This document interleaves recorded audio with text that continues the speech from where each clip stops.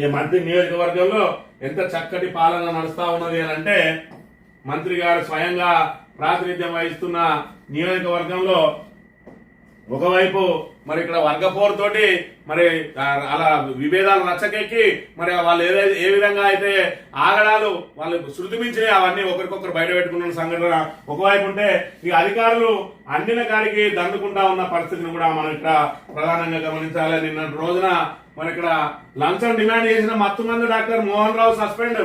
జిల్లా కలెక్టర్ కోయ శ్రీహర్ష మంత్రి సామాజిక ఆసుపత్రిలో మత్తుమందు ప్రత్యేక వైద్యునిగా విధులు నిర్వహిస్తున్న డాక్టర్ మోహన్ రావు రచ్చపల్లి గ్రామానికి చెందిన పేషెంట్ కొడాలి భాగ్య నుంచి ట్యూబెక్టమీ నిర్వహించేందుకు 5,000 రూపాయల లంచం డిమాండ్ చేస్తూ దొరికిపోయారని ఆ డాక్టర్ పై పలు ఫిర్యాదులు ఇప్పటికే నమోదైన నేపథ్యంలో సదరు మత్తుమందు డాక్టర్ ను సస్పెండ్ చేస్తున్నట్టు కలెక్టర్ ఆ ఉత్తర్వుల్లో పేర్కొన్నాడు.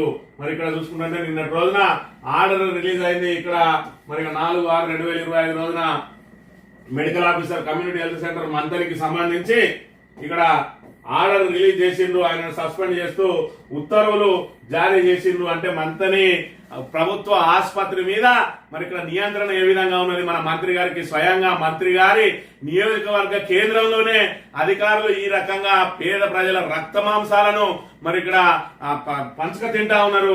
ఆమెకు ట్యూబెక్టమీ చేయడానికి మత్తు డాక్టర్ 5,000 రూపాయలు లంచం అడిగిండు అని అంటే మరి ఏ విధంగా మంత్రి నియోజకవర్గంలో అవినీతి చోటు చేసుకుంటా ఉన్నది. ఈ చీకటి పాలన వీళ్ళకి ఏది అవసరం లేదు. మరి ఇక్కడ మా శ్రీధర్ బాబు అండ్ కోక్ ఏది అవసరం లేదు.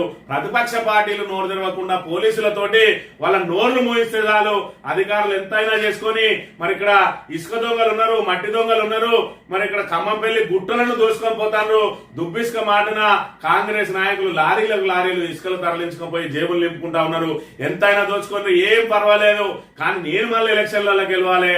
నేను గెలవాలంటే ప్రతిపక్ష పార్టీ అనేది లేకుండా చేయండి సరిపోతుంది.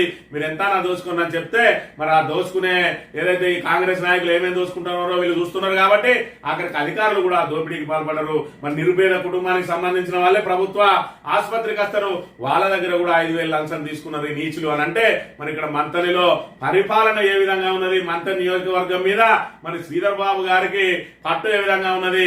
మరి అక్కడ హైదరాబాద్ చుట్టూనే తిరుగుతూ ఎప్పుడో చుట్టం సూపుగా ఇక్కడ వస్తే మంత్రిలో అస్తవ్యస్త పరిపాలన సాగుతా ఉన్నదానికి నిదర్శనం ఇది అనే విషయాన్ని మనం ఇక్కడ ప్రధానంగా గమనించాలి.